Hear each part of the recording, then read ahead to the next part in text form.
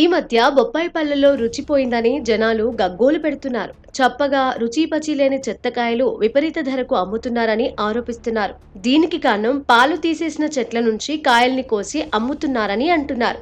ఒక రకంగా ఇది దొంగ బొప్పాయి, అనారోగ్యకర బొప్పాయి అని కూడా అనొచ్చు. ఇవి తిని లేనిపోని రోగాలు వస్తున్నాయంటున్నారు. రుచికరమైన పండును తినడం వల్ల అనేక ఆరోగ్య ప్రయోజనాలు ఉన్నాయి. కానీ ఇప్పుడు బొప్పాయి కాయలు తినడానికి ముందే వాటి చెట్ల నుండి పాలు తీసేసి అమ్ముకోవడం పెద్ద వ్యాపారంగా మారింది.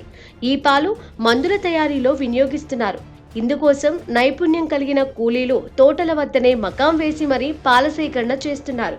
బొప్పాయి పాలను కొనే కాంట్రాక్టర్లు బొప్పాయి పాల కోసం ఎకరం తోటకు 20,000 రూపాయలని చెల్లిస్తున్నారు.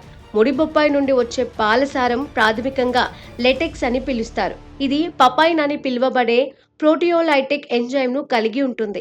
ఈ ఎంజైమ్ దాని ఔషధ లక్షణాల కోసం విస్తృతంగా ఉపయోగించబడుతుంది. ఇవి వాపు, జీర్ణక్రియ, చర్మ ఆరోగ్యానికి సంబంధించిన అనేక వ్యాధుల చికిత్సకు ఉపయోగపడుతుంది.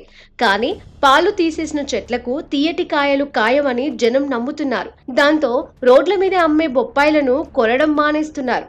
బొప్పాయి పాలు ప్రత్యేకమైన రుచిని కలిగి ఉంటాయి. బొప్పాయి పండును తీసుకున్నప్పుడు అది ఎంత రుచిగా ఉంది అంటే దానిలో ఉండే చక్కెర స్థాయిలు, ఘనీకృత పాల వంటి అదనపు పదార్థాలు జోడించి ఉండటం వల్ల రుచి మారవచ్చు. Lychee slush, grass jelly drink మరియు red bean ice cream drink తో పాటు ఈ బొప్పాయి పాలు ఆసియా మరియు మధ్య అమెరికాలో ప్రసిద్ధి చెందిన పానీయం. కేజీ పాలను 60 నుంచి 200 వరకు కొంటున్నారు.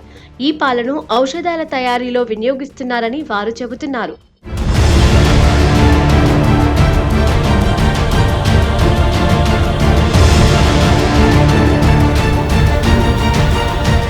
బొప్పాయి పండ్లు ఎగుమతి చేసే ఏజెంట్ మాట్లాడుతూ, ఢిల్లీలో బొప్పాయి పాలకు గిరాకీ ఉండటంతో బొప్పాయి తోటలను కొనుగోలు చేసి పాలను సేకరిస్తున్నామని అన్నారు.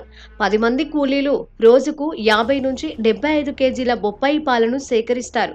పాలను సేకరించే కూలీలకు రోజుకు 500 రూపాయల నుంచి 600 రూపాయల వరకు కూలీ ఇస్తున్నారు. పాక్షికంగా దెబ్బతిన్న ఎకరా బొప్పాయి పంట నుంచి 75 కేజీల పాలు, పూర్తిగా దెబ్బతిన్న పంట నుంచి 50 కేజీల పాలు వస్తాయి. బొప్పాయి కాయలకు బ్లేడుతో 3 చోట్ల ఘాట్లు వేస్తారు. పాలు కారే సమయంలో చెట్టు కింద ప్లాస్టిక్ ప్లేట్లు ఏర్పాటు చేస్తారు. ఇలా సేకరించిన పాలు ముద్దగా మారిపోతాయి. వాటిపై నీళ్లు చల్లి ప్లేట్లలో ఉన్న పాలను డ్రమ్ముల్లోకి మార్చి ఎగుమతి చేస్తారు. పాలు కారాక బొప్పాయి కాయలు పనికి రాకుండా పోతాయి. రైతులు బొప్పాయి చెట్లను తొలగిస్తారు. దెబ్బతిన్న బొప్పాయి తోటల్లో పాల సేకరణతో రైతులకు ఉపశమనం కలుగుతోంది.